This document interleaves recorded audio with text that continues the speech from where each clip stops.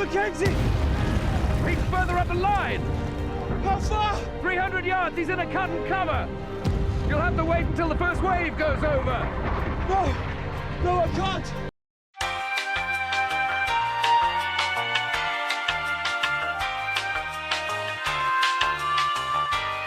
მოგესალმებით მეგობრებო. ამ არხზე ჩვენ ბევრი გვისაუბრია ქართულ სერიალებსა და მხატვრულ ფილმებზე, მაგრამ არც ერთხელ ანიმაციაზე. ხოდა მოდით დღეს ეს შეცდომა გამოვასწოროთ. ამ ვიდეოში მოგიყვებით ყველაზე საინტერესო ძველ ქართულ ანიმაციურ ფილმებზე ჩემი პირადი სიიდან. მათგან პირველი იქნება ფაკირი.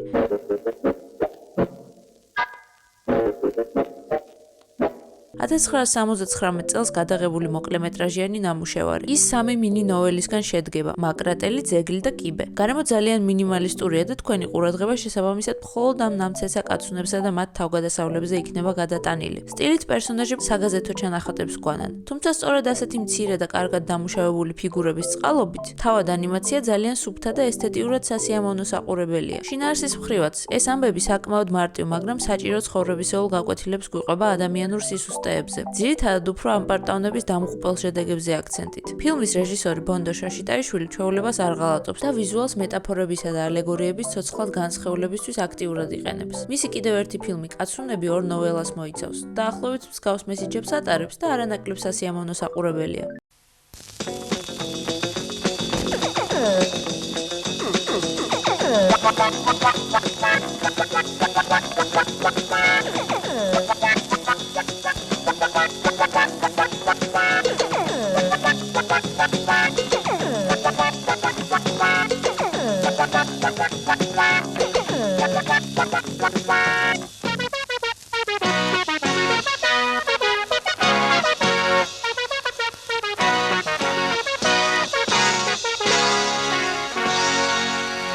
სიზმარა ნანახი თუ არ გაქვთ, ჯერ ერთი რატომ და მეორედ ზღაპარი მაინც გექნება წაკითხული ან მოსმენილი. მაგრამ 1986 წლის ეს ანიმაცია სულ სხვა ხილია. შვენიერი კასტი, კოხტა და ექსპრესიული დიზაინი, რომელსაც ზღაპრების ჩვეული ილუსტრაციების სტილის გავლენა ეტყობა და უხდება კიდეც. ფაბულა იდეალურადაა გადააზრებული სატირულ კომედიად. ასე განსაჯეთ, მთავარ ანტაგონისტს ანუ მეფესაც ვერ შეიძვლებთ, იმდენად საყვარელი ტიპია. ერთადერთი რაც აქ შეიძლება ცოტა არ მოგეწონოთ, ვირთხების ცეკვაა. ხო, ოდნავ ამაზრზენია, მაგრამ ისინიც კარგად ჯდებიან გარემოში. სივრცე მკაცრად დაყოფილი არაა. პერსონაჟები მასში თავისუფლად გადაადგილდებიან სურვილის და მიხედვით. ასევეა გაერთიანებული სიზმრისეული და რეალური სამყარო. ეს კი მგონია ძალიან კარგად უსვამს ხაზს და ამზაფრებს ზღაპრისეულ ჯადოსნობას. პირობითობის თითქმის ყოველ ნაბიჯზე გამოყენებაც ეგრეთ წოდებული კომედიკ თაიმინგისთვის идеალურ ნიადაგს ქმნის.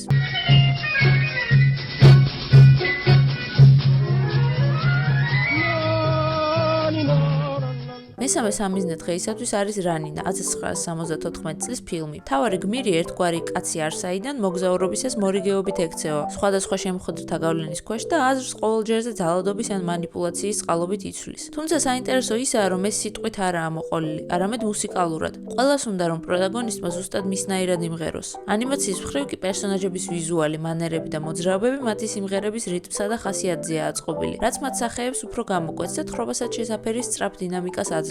ასევე თუ კარგად დააკვირდებით, თავად ნახატების სტილი ძალიან წააგავს ძველი ჰაგიოგრაფიული ნაწარმოებების ილუსტრაციებს. თვალში ისიც მოგხვდებათ, რომ პერსონაჟები ძალიან მკვეთრად გამოხატავენ ემოციებს. ასეთი განსაკუთრებული გაზვიადების მოთხოვნილება მხატვრულმა გადაწყვეტამ შექმნა. ფილმის ძალიან დიდ ნაწილში მოქმედება საერთო ხედზე ხდება, ხოლო როცა მაყურებელი ასეთ ფართო სურათს უყურებს, რთულია ეს პატარა სახეები არ გამორჩეს. ამიტომაც რაც უფრო მეც იხტუნებენ, იგორავებენ ან ზომაში გაიზრდებიან და პატარავდებიან, უფრო ადვილად აღსაქმელი იქნება. საბოლოოდ რანინა ძალიან საყვარელი მულტფილმია, რომლის ნახვაზეც აუცილებლად გირჩევთ. ზოგადად სატირული ანიმაციური ფილმების მხრივ ძალიან ბევრ შედევრს შეხვდებით ჩვენი ქვეყნის კინოისტორიაში. მოდით ბარემ კიდევ 2 მათგანი გავიხსენოთ. თუნდაც მძლეთ ამძლე.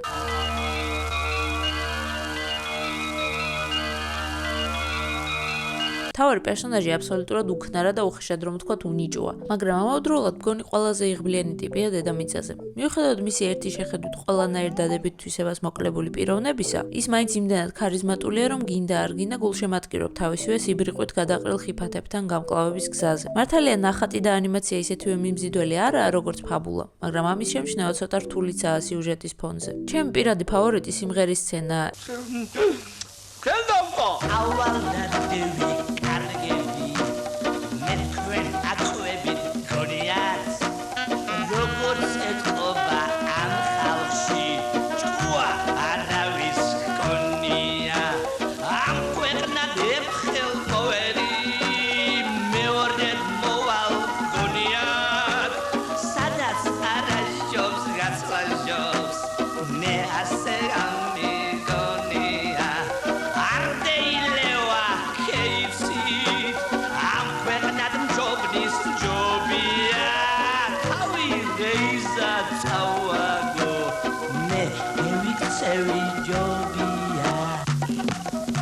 ეს ერთ-ერთი ყველაზე კრეატიული გზაა კინოში გმირის შინაგანი მონოლოგის მაყურებელთან გამოსატანად, რომელიც კი ოდესმე მინახავს. და სანამ კრეატიულობაზე ვსაუბრობ, 1966 წლის ანიმაცია ისევ გველეშაპსა და მზე ჭაბუკზე მისი ჭეშმარიტი ზეიმია.